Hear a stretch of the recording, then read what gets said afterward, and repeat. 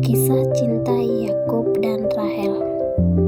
Cerita ini terdapat dalam Alkitab yang terambil dalam Kejadian pasal 29-30.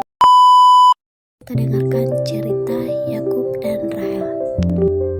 Yakub melihat sebuah sumur. Mengapa kawalan domba ini berada di sumur di tengah hari? Dia bertanya-tanya.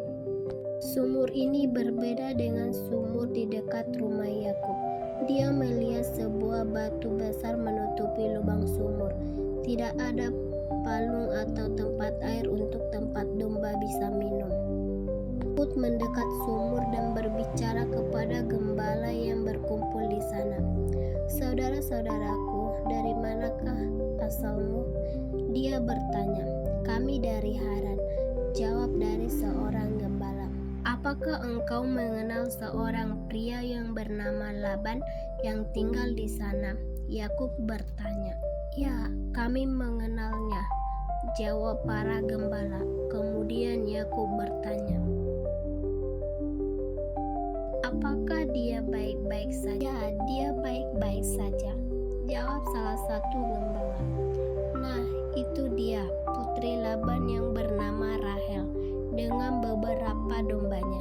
Dia adalah seorang gembala." Pria itu menunjukkan wanita muda yang datang ke arah mereka. Yakub melihat Rahel datang ke arah sumur. Dia sedang memimpin kawanan domba, tapi dia masih agak jauh. Yakub terus berbicara dengan para gembala.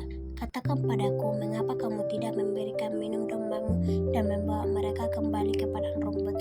Dia bertanya, "Masih ada banyak waktu."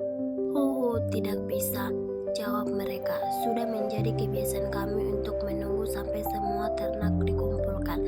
Ketika mereka sudah di sini, kami akan menyingkirkan batu besar dari sumur. Lalu semua binatang itu minum dan kita tutup sumur itu lagi." Yakub dan gembala berbicara bersama. Rahel dan domba-dombanya datang. Yakub pergi ke sumur. Dia dengan baik hati menggulingkan batu yang berat itu dan jauh dari lubang sumur. Kemudian dia membawa domba-domba pamannya ke sumur itu dan mengurus mereka. Dia berbicara dengan drama kepada Rahel. "Hai, aku Yakub dan aku adalah satu keluargamu, dan aku telah datang dari jauh dengan bertemu keluargamu. Saudara perempuan ayahmu, Ribka, adalah ibuku." Wow, dia sangat senang akhirnya bertemu dengan seorang keluarga, sehingga dia mulai menangis. Perjalanan yang panjang telah berakhir. Dia telah bertemu keluarganya lagi. "Tolong tunggu di sini," suruh Rahel. "Aku akan memberitahu ayahku bahwa engkau ada di sini." Kemudian dia berbalik dengan cepat dan berlari menuju rumah. Rahel gembira memberitahu ayahnya tentang Yakub. Laban takjub karena Yakub telah datang sejauh ini. Dia bergegas kembali ke sumur bersamanya. "Sungguh menyenangkan bertemu denganmu, Yakub," serunya.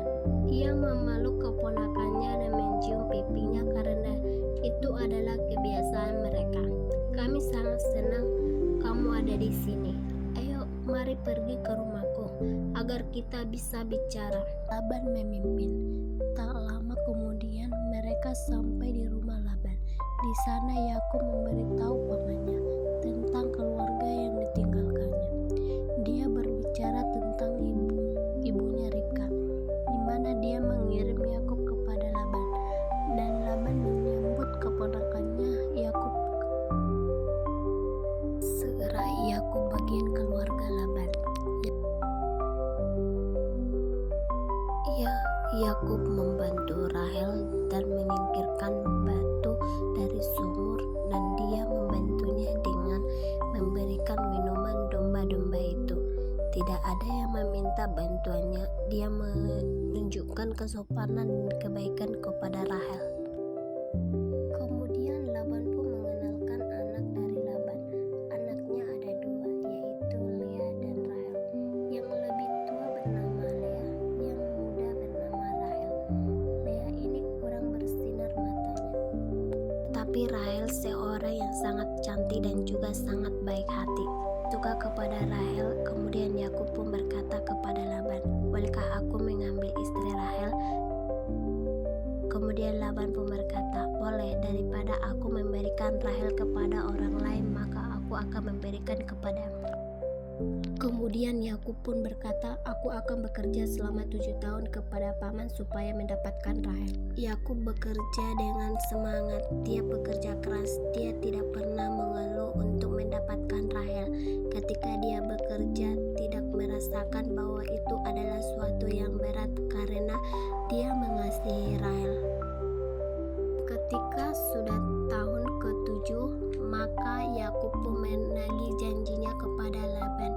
Kemudian Laban menikahkan mereka. Terjadilah pernikahan yang sangat besar. Malam hari ketika Yakub membawa pengantinnya ke tenda, esokan paginya dia melihat, wah, ternyata bukan Rahel, tetapi Lea. Marahlah Yakub kepada Laban. "Kenapa kamu menipu aku?" kata Yakub. "Aku bekerja untuk Rahel, tetapi kenapa kamu memberikan Lea?" Dan Laban pun berkata, "Di sini gak bisa memberikan adiknya dulu untuk menikah, sedangkan kakaknya belum. Jadi harus kakaknya dulu yang menikah. Kamu mau mendapatkan Rahel, kamu harus bekerja 7 tahun lagi." Akhirnya Yakub bekerja selama 7 tahun lagi untuk mendapatkan Rahel. Dan setelah 7 tahun kemudian Yakub menikah dengan Rahel. Yang dapat kita ambil dari cerita ini, tidak boleh berbohong dan harus menepati janji.